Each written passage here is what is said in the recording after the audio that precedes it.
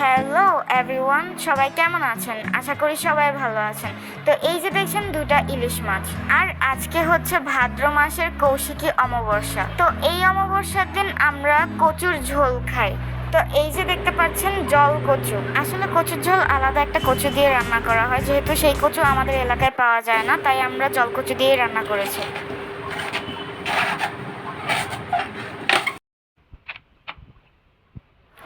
ওই যে বলে না, দুধের স্বাদ ঘোলে মিটালাম। কচুর ঝোলে কিন্তু শুধু ইলিশ মাছই না, আরও কয়েক রকমের মাছ দেওয়া হয়, যেমন কই মাছ, চিংড়ি মাছ, কাঁকড়া, এরকম আরও কয়েক রকমের মাছ। যেহেতু আমরা শুধুমাত্র ইলিশ মাছ কিনেছিলাম, তাই আমরা ইলিশ মাছই দিয়েছি কচুর ঝোলে।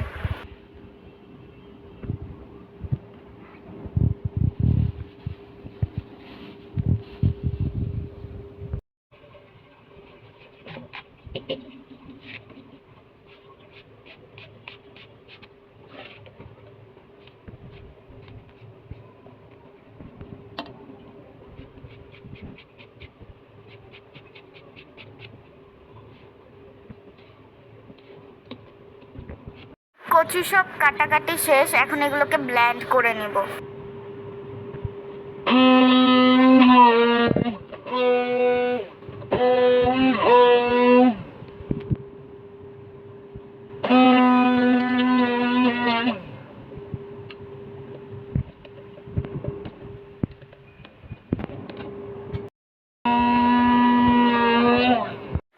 এই যে আমাদের ইলিশ মাছ, যেগুলোকে আমরা হলুদ, মরিচ আর লবণ দিয়ে ভালো করে মেখে নিয়েছি, এগুলোকে আমরা এখন হালকা তেলে ভেজে নিব।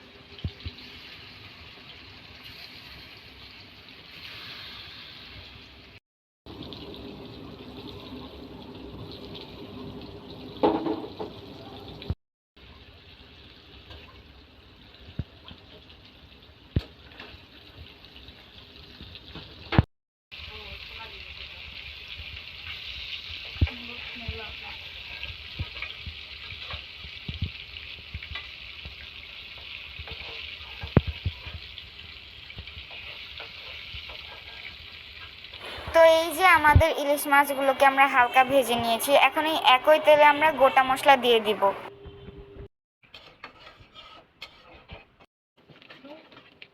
এই গোটা মশলাগুলোকে হালকা ভেজে নেওয়ার পরে দিয়ে দিব পেঁয়াজ আর রসুন।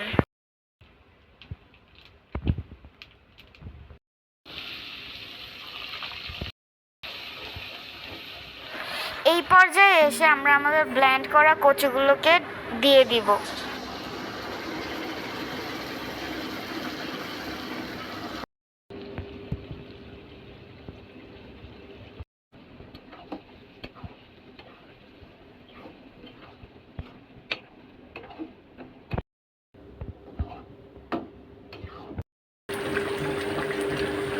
এখন আমরা কচুগুলোতে একটু আদা বাটা, লবণ, হলুদ, মরিচ এগুলো দিয়ে দিব, দিয়ে ভালো করে নেড়ে চেড়ে নিব।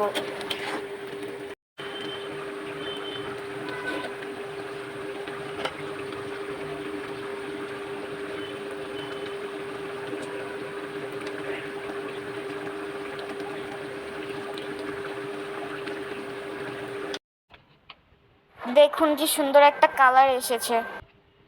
এখন আমরা দিয়ে দিব আমাদের নিজেদের হাতে তৈরি করা একটা স্পেশাল মশলা।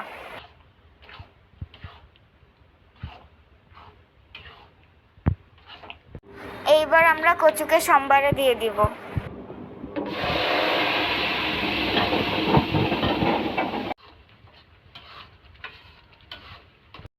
এখন আমরা তরকারিতে গরম উতরানো জল ঢেলে দিব। তরকারিতে গরম জল ঢেলে দিলে পরবর্তীতে কচু খাওয়ার সময় আমাদের গলা চুলকাবে না।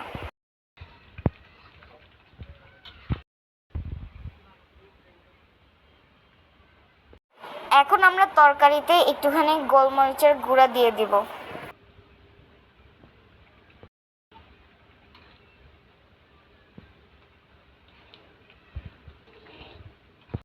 কচুর ঝোল যখন হয়ে আসবে তখন আমরা আমাদের হালকা ভেজে রাখা ইলিশ মাছগুলোকে দিয়ে দিব।